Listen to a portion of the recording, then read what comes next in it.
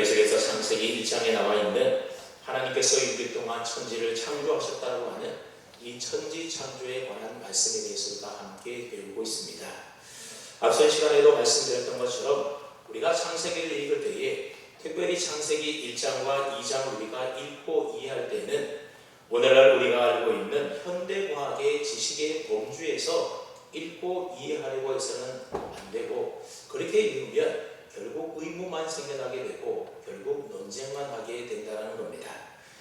오늘 우리가 읽고 있는 창세기 1장 2장의 천지 창조에 관한 기사들은 지금으로부터 약 3000년 4000년 전에 우주관과 세계관을 가지고 살았던 그 사람들에게 계시했던 하나님의 말씀이 바로 우리가 읽고 있는 창세기의 말씀입니다. 그렇기 때문에 고대 사람들이 이해했던 우주관과 세계관 속에서 하나님이 천지를 창조하셨다라는 이 천지 창조를 설명하는 내용이 바로 창세기 1장이고 2장이라고 하는 겁니다.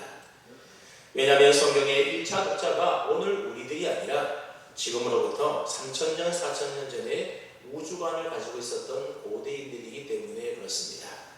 여러분, 만약 창세기 1장의 이 천지 창조 기사를 요즘 우리가 알고 있는 우주관으로 기록을 했다면 어땠겠습니까?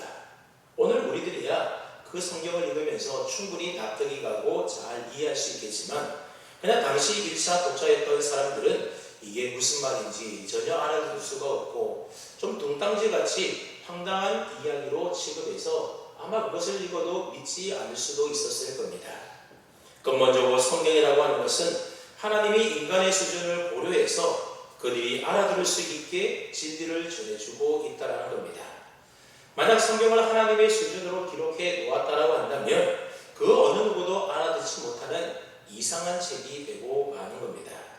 그렇게 해서는 성경이 기록된 목적대로 생명을, 영혼을 구원할 수가 없는 것입니다. 그래서 성경은 처음부터 끝까지 어떤 역사적 사건이라든지 아니면 어떤 정보를 우리에게 전달해 주려고 하는 책이 아니라 우리에게 구원을 주고 생명을 주려고 쓰여진 책이라는 사실을 우리가 꼭 기억하고 읽어야 하는 겁니다. 그래서 성경은 때때로 우리를 납득시키기 위해서 장황하게 설명하기보다는 하나님의 권위를 사용해서 선포하는 경우가 많이 있다는 겁니다. 그렇다고 해서 성경이라는 것이 우리 인간의 이성과 지성을 전혀 무시하고 무조건 믿어라, 그렇게 맹목적인 믿음을 요구하는 것이 아니라 성경의 언어라고 하는 것이 인간의 구원에 포커스가 맞춰 있다 보니 설명보다는 선포하는 경우들이 많이 있다는 겁니다. 그래서 우리가 창세기를 공부할 때에 가장 먼저 유념해야 될 부분이 바로 이것이라고 하는 겁니다. 그래서 지금까지 매 시간마다 설교 30시간에 이 내용에 관해서 여러분들에게 말씀을 드리고 있는 겁니다.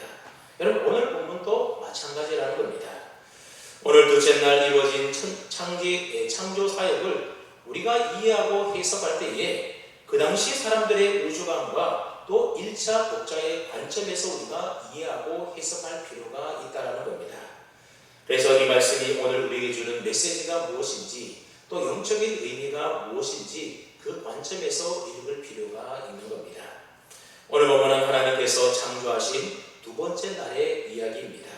창세기 1장 2절에 보게 되면 하나님이 처음 만드신 세상, 땅이 어떠했다라고 말하고 있습니까? 깊은 물 가운데 땅이 다 잠겨 있어서 혼돈과 공허한 상태였다, 그렇게 말하고 있습니다. 즉 다시 말하면 물이 온 땅을 다 덮고 있는 상태입니다. 그래서 그곳에는 생명이 살 수가 없는 것입니다. 오직 하나님의 영만이 그 물리를 운행하고 계셨다, 그렇게 1장 2절에서 말하고 있습니다.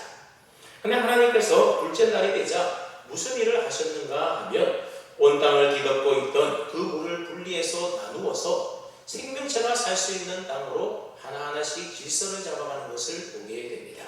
그래서 오늘 보면 6절로 7절 말씀해 보게 되면 하나님이 이르시되 물 가운데 궁창이 있어 물과 물로 나뉘라 하시고, 하나님이 궁창을 만드사 궁창 아래의 물과 궁창 위의 물로 나뉘게 하시니 그대로 되었다, 그렇게 말씀하고 있습니다.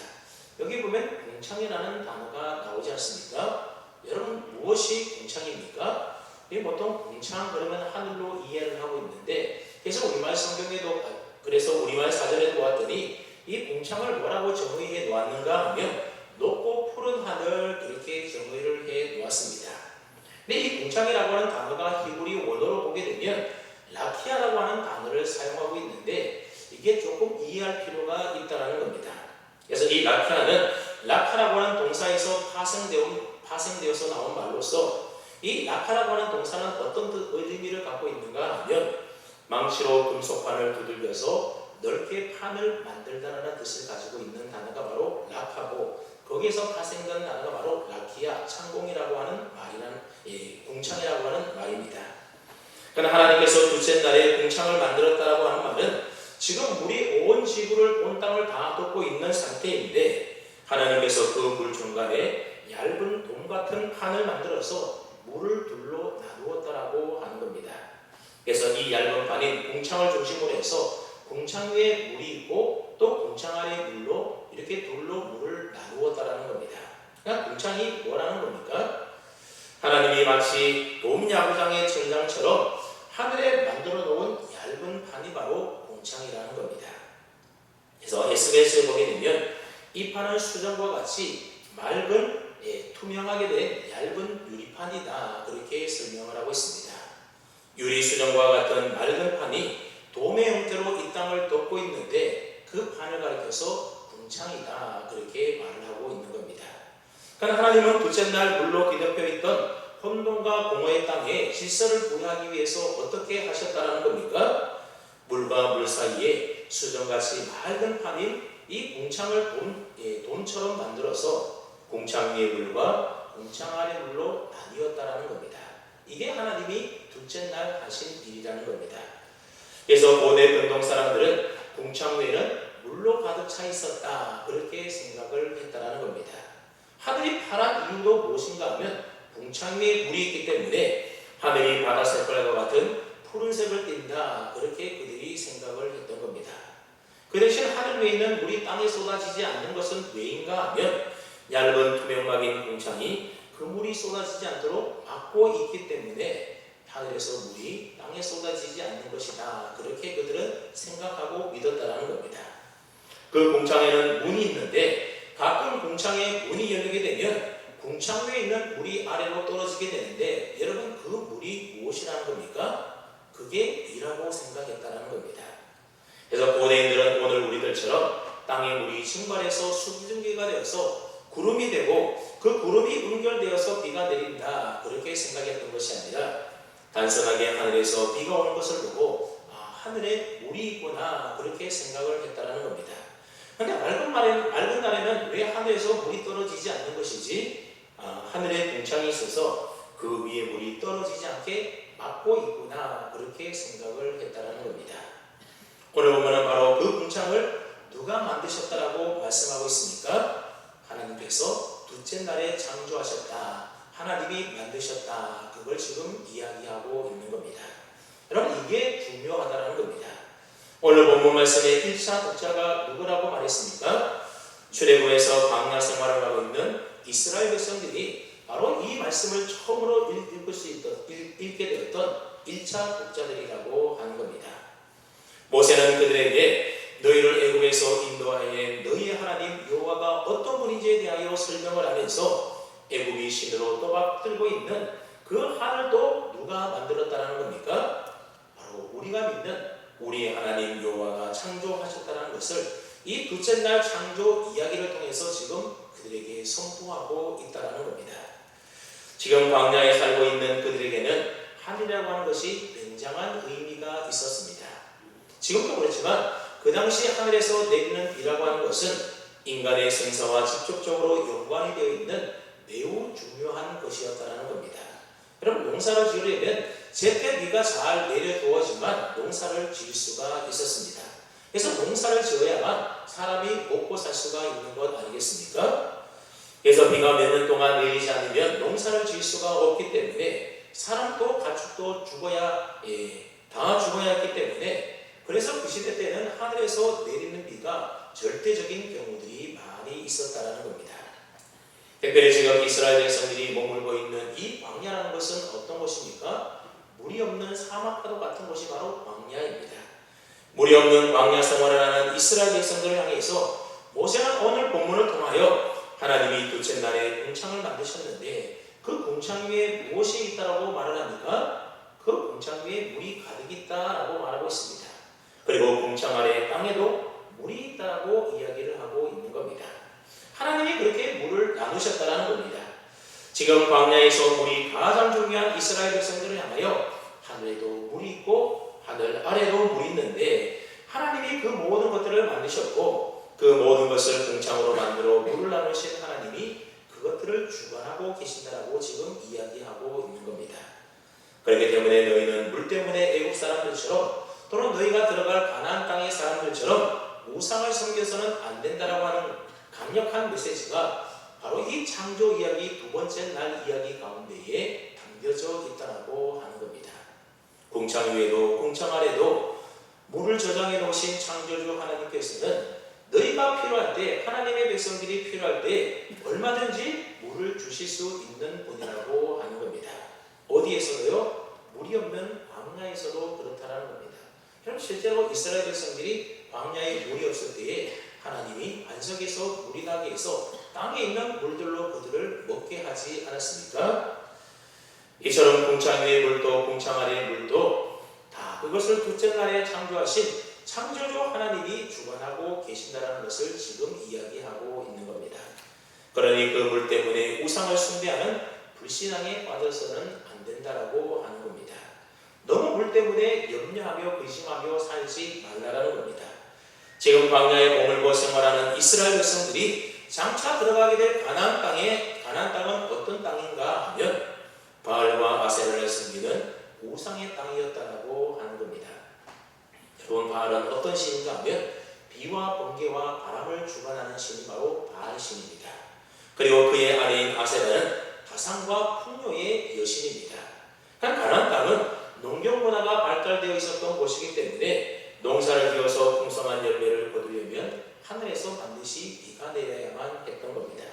그래서 가나안 사람들은 바알과 아세라가 결합해야만 하늘에서 비가 내린다. 그들은 그렇게 믿었던 것입니다. 그래서 가나안 사람들은 비를 주관하는 신인 바알과 풍요와 다산의 신이었던 아세라를 믿고 섬기고 숭배했다라는 겁니다. 그런데 하나님은 이스라엘 백성들을 향하여 너희는 물 때문에 비 때문에 바알과 아세라와 같은 그런 우상을 섬기는 어리석음에 빠지지 말라라는 겁니다. 궁창 위의 물과 궁창 아래 땅의 물을 다 다스리고 있는 분은 바알과 아세라와 같은 신이 아니라 누구라는 겁니까? 둘째 날 궁창을 만드셔서 위에 궁창 위의 물과 궁창 아래의 물로 나누신 하나님이 그 모든 물들을 주관하고 계신다는 겁니다. 그러니 너희는 하늘에서 내리는 비로 인해서 우상 숭배하는 그런 불신앙에 빠지지 말고 또 염려하지도 말고 누구만 믿으라는 겁니까? 오직 하나님만 믿고 하나님만 바라보고 하나님만 의지하며 섬기며 산다는 겁니다. 하나님의 말씀 한마디에 궁창의 문이 열려서 하늘에 비가 올 수도 있는 것이고 하나님의 말씀 한마디에 궁창의 문이 닫혀서 하늘에서 비가 내리지 않을 수도 있다는 겁니다. 그래서 열왕기상을 읽어보게 되면 엘리야 선지자가 하나님의 경고를 받아서 그 당시 우상에 찌들어 살던 이스라엘 백성들을 향하여 가뭄을 선포하지 않습니까? 그래서 3년 6개월 동안이나 하나님께서 하늘의 문을 닫으심으로 인하여 그 땅에 비가 내리지 않아서 큰 기근이 들게 됩니다. 사람들이 얼마나 고통이 심했습니까? 그러나 그와 동시에 엘리야가 하나님의 말씀에 근거해서 하나님께 기도할 때에 3년 6개월 동안 닫혔던 하늘이 열리면서 그 땅에 비가 내리지 않습니까? 이처럼 둘째 날 궁창을 만드신 하나님께서는 궁창 위의 물과 궁창 아래의 물을 다 주관하고 계시는 분이라는 것을 오늘 둘째 날 이 창조 기사가 우리에게 말씀해주고 있다는 겁니다. 하나님이 적당한 때에 적당한 비를 내려야만 모든 피조된 생명체들이 살아갈 수가 있다는 겁니다. 그렇게 볼 때에 물은 인간을 비롯한 모든 피조 생물에게 있어서는 하나님의 은총의 수단이었다라고 하는 겁니다. 그와 동시에 또한 이 물은 은총의 수단과 정반대인 하나님의 심판의 도구로 쓰임기도 했다라고 하는 겁니다. 여러분 노아 홍수 때 사건을 우리가 잘 알지 않습니까? 하나님께서 궁창의 문을 열어서 위에 있는 물들을 다 쏟아부었습니다. 그리고 닫혀 있었던 땅에 있는 샘을 터뜨리지 않습니까? 즉 창조 이전으로 하나님이 다 되돌려 놓으셨던 겁니다. 그랬더니 40일 동안 비가 내려서 혼돈의 물이 다시금 온 땅을 뒤덮게 되었다는 겁니다. 그게 바로 노아 홍수이지 않습니까? 이처럼 하나님은 물을 심판의 수단으로 사용하는 것을 볼 수가 있습니다. 근데 보십시오. 인간은 비가 조금만 내리지 않아도 살 수가 없는 것이고, 또 조금만 너무 많이 내려도 또 많이 솟아오르기만 하더라도 살아갈 수 없는, 적당하게 하나님이 은혜를 주셔야만 살아갈 수 있는 그런 아주 연약한 존재가 바로 우리 인간들이라는 겁니다. 그러므로 때를 따라서 적당한 비를 내려주시는 그 하나님의 은혜 없이는 살아갈 수 없는 존재가 바로 우리 연약한 인간이라고 하는 사실을 하나님의 둘째 날 이 창조 사역을 보면서 우리가 깨달으라고 하시는 것입니다. 그래서 궁창 위의 물과 궁창 아래의 물을 주관하시고 다스리는 그 하나님에 의해서 우리는 은혜를 받을 수도 있는 것이고, 또 반대로 심판의 대상이 될 수도 있다고 하는 사실을 궁창을 만드신 둘째 날의 이 창조 사역을 통하여 우리 모두가 깨달아야 한다는 겁니다. 그래서 우리는 하늘에서 내리는 비와 그 비가 쏟아지는 하늘을 쳐다볼 때마다 우리 인간의 한계를 하나님 앞에 인정하고 겸손히 하나님만 믿고 바라보고 하나님의 은혜를 구하고 의지하며 살아가야 한다는 겁니다.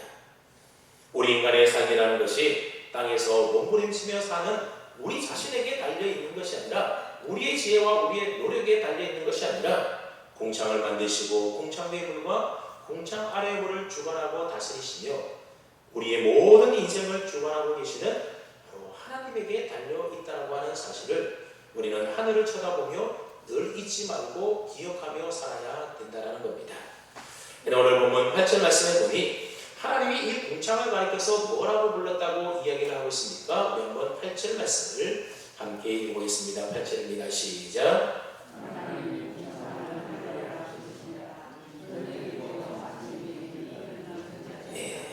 하나님은 하나님이 만드신 이 둘째 날 궁창을 가리켜서 뭐라고 불렀다라고 말합니까?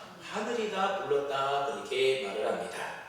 오늘 우리의 우주관에서 본다고 한다면 이 하늘이라고 하는 것은 지구를 둘러싸고 있는 대기권을 가리켜서 우리는 보통 하늘이다, 오늘 우리들은 그렇게 말을 합니다.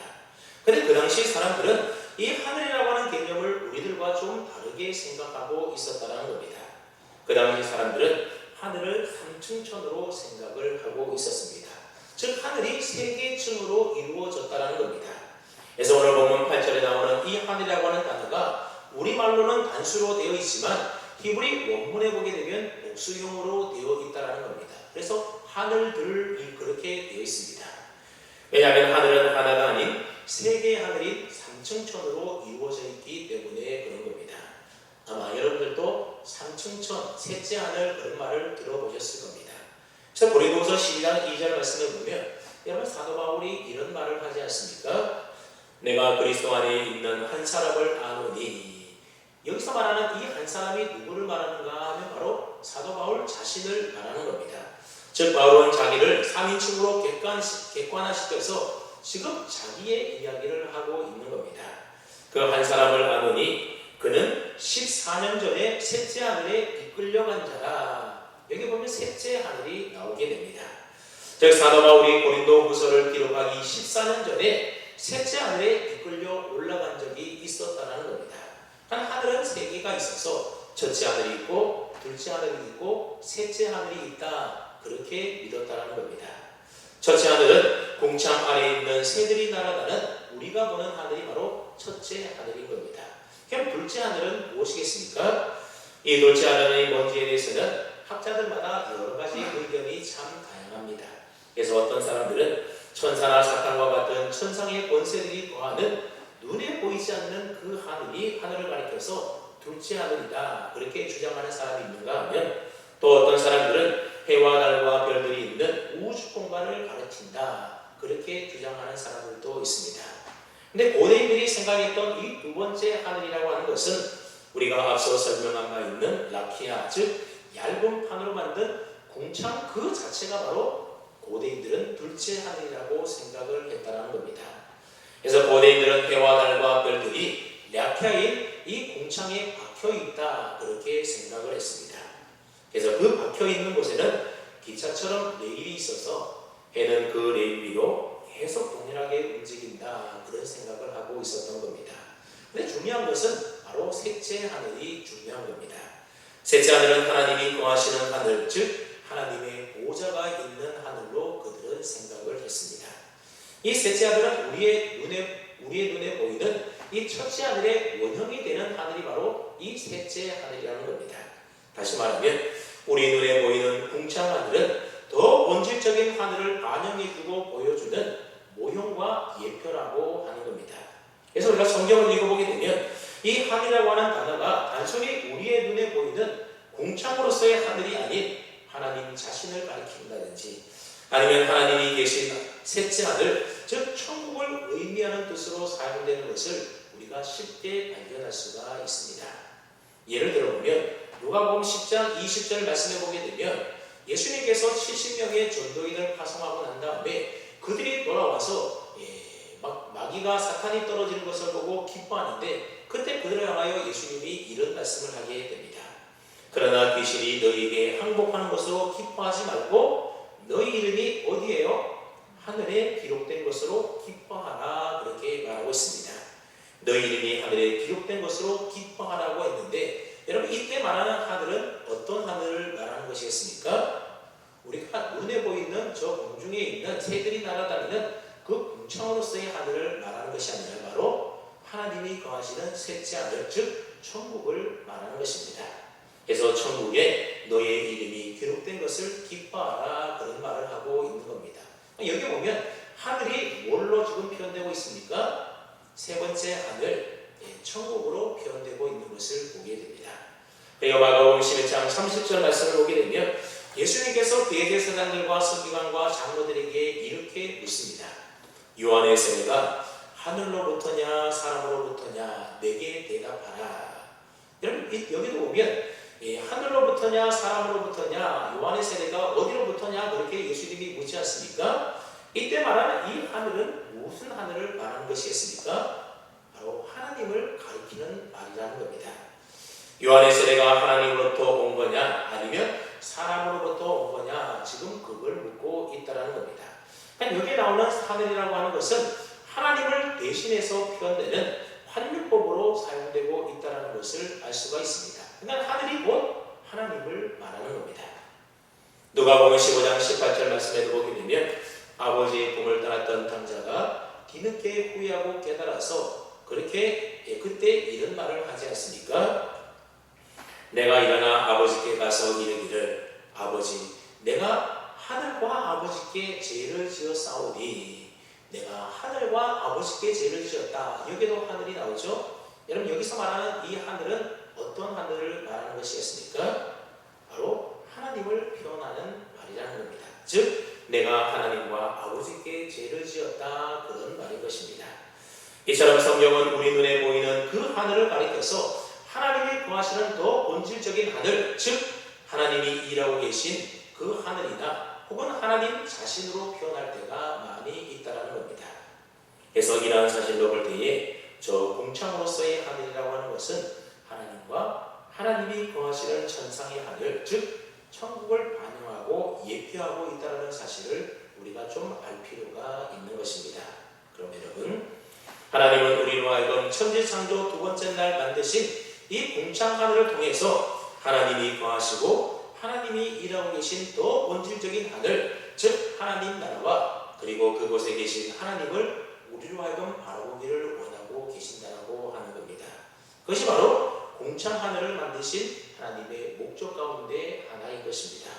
너희 인간들아, 너희 눈에는 내가 보이지 않고 내가 거하는 이 본질적인 하나님이 거하시는 그 하나님 나라가 보이지 않겠지만, 그러나 너네 눈에 보이는 그 궁창 하늘을 바라보면서 나를 바라보고 나를 생각하고 내가 거하고 있는 이 천국을 사모하며 산다라고 지금 말씀하고 있는 겁니다. 그럼 여러분, 땅에 살아가는 우리는 하늘을 바라보며 살아야 하는 겁니다. 다음에 여러분, 하늘을 바라보고 산다는 말은 무슨 말이겠습니까? 눈에 보이는 저 하늘 너머 셋째 하늘에 계시는 그 하나님을 우리가 바라보면서 그 하나님의 역사와 하나님의 일하심을 믿으면서 인정하고 살아야 된다. 그런 뜻이 바로 하늘을 보고 산다라고 하는 말의 의미인 겁니다. 여러분, 우리의 육신의 눈으로 바라볼 수 있는 하늘은 그저 궁창 하늘 뿐이지 않습니까? 새들이 날아다니는, 오늘날로 말하면 지구를 둘러싸고 있는 대기권을 우리는 볼 수가 있습니다. 그러나 그 궁창 하늘을 보면서 우리는 무엇을 봐야 된다는 겁니까? 그 넘어 계시는 세 번째 하늘에 계시는 하나님을 볼 수 있어야 한다는 겁니다. 냉고하니 하나님의 말씀인 성경은 우리에게 말하기를 하늘의 궁창은 하나님을 우리에게 보여주고 하나님을 선포한다라고 알려주고 있기 때문에 그렇습니다. 우리 한번 시편 19편 1절 말씀을 함께 봅니다. 시작.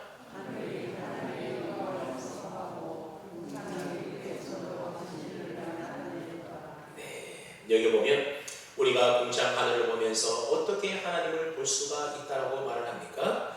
저 궁창 하늘이 하나님의 영광을 선포하고 있고, 그리고 하나님이 그 손으로 하신 일들을 우리에게 나타내 보여주고 있기 때문에 우리는 그 궁창 하늘을 보면서 하나님의 영광을 볼 수가 있는 것이고, 하나님이 하시는 일들을 우리가 생각할 수가 있다라고 하는 겁니다. 저도 그런 경험이 있습니다.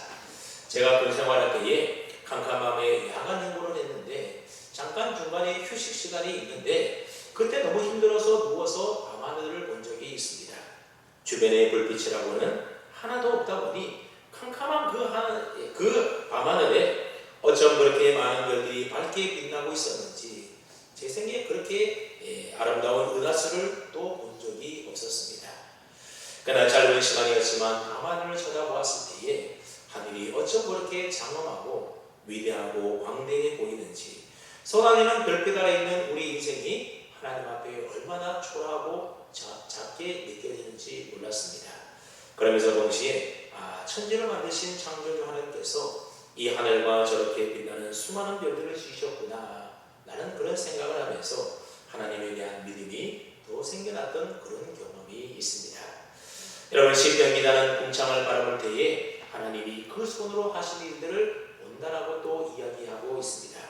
그러나 하나님이 그 손으로 궁창에 하신 1차적인 일이라는 것이 무엇이겠습니까? 하나님은 궁창에 어떤 일을 해 놓으셨습니까? 궁창 위의 물이 땅 아래로 다 쏟아지지 않도록 혼돈의 물, 태고의 물, 심판의 물을 막으셔서 우리를 지키시고 보호하시고, 때를 따라 적당한 때에 하나님이 하늘의 비를 내려서 우리에게 은혜를 주시는 그 일을 하나님이 하고 계신다는 겁니다. 그러므로 우리는 하늘을 바라보면서 하나님께서 나를 지키시고 보호하시고 나를 위하여 일하고 계시구나, 나에게 은혜를 베풀어 주시구나 라는 사실을 우리는 볼 수 있어야 한다는 겁니다. 그러면서 동시에 우리는 또 뭘 보아야 하는지 시편 2편은 또 이렇게 이야기를 하고 있습니다. 어찌하여 이방 나라들이 분노하며 민족들이 헛된 일을 꾸미는가? 세상의 고난들이 나서며 반원들이 서로 회하여 여호와와 그의 기름 부음 받은 자를 대적하며 그렇게 말하고 있습니다. 무슨 말인가 하면, 시인이 이 땅을 보았더니 이방 나라들이 분을 내고 화를 내면서 하나님을 막 대적하고 하나님의 그러한 종을 막 대적하고 그러다라는 겁니다. 그래서 시인이 자신의 눈을 들어서 이제는 땅을 보지 않고 하늘을 보았더니 그곳에서 뭘 발견했다는 겁니까?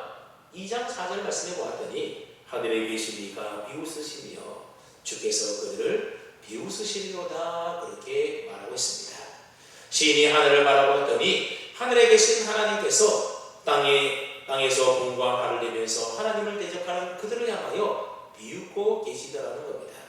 그래서 5절 말씀에 보았더니 그때 하나님이 분을 바라며 진노하사 그들을 놀라게 하신다, 그렇게 말씀하고 있습니다. 이런 노아 홍수도 바로 이래서 일어나는 것 아니겠습니까?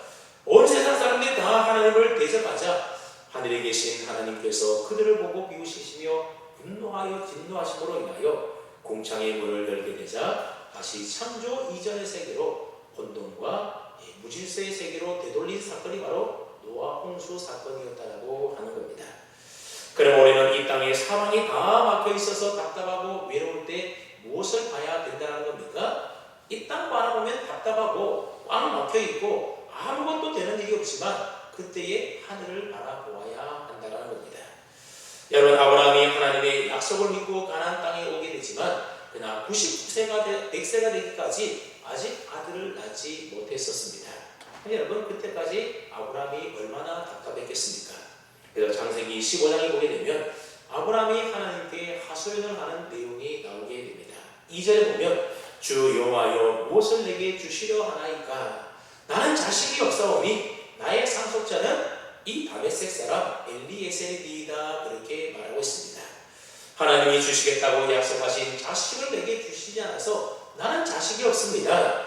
지금이라도 내게 씨를 주지 않으면 내 집에서 기르고 있는 내 종 이 엘리멜렉이 내 상속자가 될 것입니다. 그런 식으로 지금 아브라함은 은근히 돌려서 하나님께 항의를 하고 있는 겁니다. 왜냐 하나님은 그런 아브라함을 이끌고 밖으로 데리고 나가게 됩니다. 그리고 그런 아브라함에게 뭘 보여줍니까? 하늘을 우러러 보게 했다는 겁니다. 창세기 15장 5절을 보십시오. 그를 이끌고 밖으로 나가 이르시되 하늘을 우러러 무뼈를 셀 수 있나 보라. 또 그에게 이르시되 내 자손이 이와 같으리라 그렇게 말씀했습니다. 아브라함이 땅만 쳐다볼 때에는 그리고 자신의 상황만 쳐다볼 때에는 자식이 없는 것만 같아 보이고 이제는 더 이상 자식을 낳을 수 없는 것 같아 보이고 그래서 다메섹 사람 엘리에셀밖에 보이지가 않았다는 겁니다. 땅을 밟을 때는 답답한 것밖에 없었지만 그러나 하나님께서 하늘을 우러러보라고 말씀하셨습니다. 여러분 그때 하늘을 우러러보라고 하는 말씀이 무슨 뜻이겠습니까? 이 땅에서는 하늘에서 이루어지는 하나님의 일이 보이지 않아서 잘 그 하나님의 일들을 이해할 수 없을 때가 많이 있다는 겁니다. 하나님은 분명히 약속하였음에도 불구하고 지금 땅만 바라보았을 때는 그 하나님의 약속이 이루어지는 하나님의 일들이 보이지 않더라는 겁니다. 하지만 눈에 보이는 땅의 일로 하늘에서 하나님이 이루어하시는 그 일을 우리 마음대로 판단하거나 평가해서는 그래서는 안 된다는 겁니다. 지금 육신의 눈에 보이는 것만 믿지 말고 하늘을 우러러보아서 눈에 보이지 않는 하늘 너머에 계시는 하나님을 바라보며 하나님이 행하실 그 일들을 믿으라고 지금 이야기하고 있는 겁니다. 그래서 아브라함이 하나님의 그 말씀하신 대로 하늘을 우러러보았더니 어떻게 되었다고 말씀합니까? 창세기 15장 6절 그 다음 말씀해 보았더니 아브라함이 여호와를 믿으니 아브라함이 하나님을 믿었다는 겁니다. 그랬더니 하나님께서 이를 그의 의로 여겼다 그렇게 말씀해주고 있습니다. 아브라함이 땅만 바라보고 지금의 상황만 바라보았을 때에는 그저 답답하고 답이 보이지 않았는데 눈을 들어서 하늘을 우러러보았더니 이제 하나님을 믿을 수 있게 되었다는 겁니다. 여러분 우리가 하늘을 우러러볼 때에 하나님을 믿을 수가 있게 되는 것이고 하나님의 일하심을 믿고 그때에 비로소 우리는 의롭다함을 받을 수가 있게 된다는 겁니다. 여러분 너무너무 감사한 것은 아브라함이 쳐다봤던 그 하늘을 오늘 우리들도 값없이 똑같이 쳐다볼 수 있다고 하는 사실입니다. 여러분 하늘 쳐다보는데 돈 내고 봅니까? 언제든지 보고 싶을 때 볼 수가 있다는 겁니다. 그래서 아브라함이 보았던 하늘과 지금 우리가 보는 하늘은 다른 하늘이 아니라 똑같은 하늘이라고 하는 겁니다. 아브라함이 보고 하나님의 일하심을 믿었던 그 하늘을 오늘 우리들도 보고 믿을 수가 있다고 하는 겁니다. 그러므로 오늘 우리들도 좀 하늘을 쳐다보고 좀 살았으면 좋겠습니다. 성경에 봤더니 예수님께서도 종종 하늘을 쳐다보셨다라고 하는 말씀이 있는 것을 볼 수가 있습니다. 그래서 마태복음 14장에 보게 되면 오병이의 기적이 사건이 기록되어 있는데 여러분 예수님께서 보리떡 5개와 물고기 2마리를 가지고 어떻게 5,000명이 넘는 사람들을 다 먹이고 배불리 다 먹이고 또 12강줄이나 그렇게 남길 수가 있었겠습니까? 마가복음 14장 19절 말씀해 보았더니 무리를 명하여 잔디 위에 앉히시고 떡 5개와 물고기 2마리를 가지사 하늘을 우러러 축사하시고 떡을 떼어 제자들에게 주매 제자들이 무리에게 주었다 그렇게 말하고 있습니다. 예수님께서 물고기 2마리와 보리떡 5개를 가지고 어떻게 하셨다는 겁니까? 하늘을 우러러 즉 하늘을 바라보시고 축사하셨다는 겁니다. 여러분 그냥 감사기도 해도 되지 않겠습니까? 근데 왜 예수님께서는 하늘을 쳐다보고 우러러 감사기도 했던 것이겠습니까? 이 땅의 것만 보면 부족한 것밖에 보이지가 않는 겁니다. 떡 5개와 물고기 2마리를 가지고 여러분 어느 입에다가 붙일 수가 있겠습니까?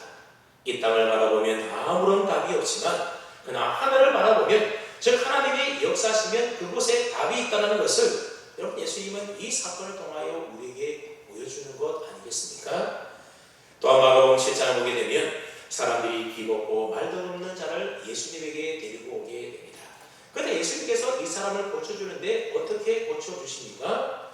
마가복음 7장 34절 35절 말씀을 보십시오.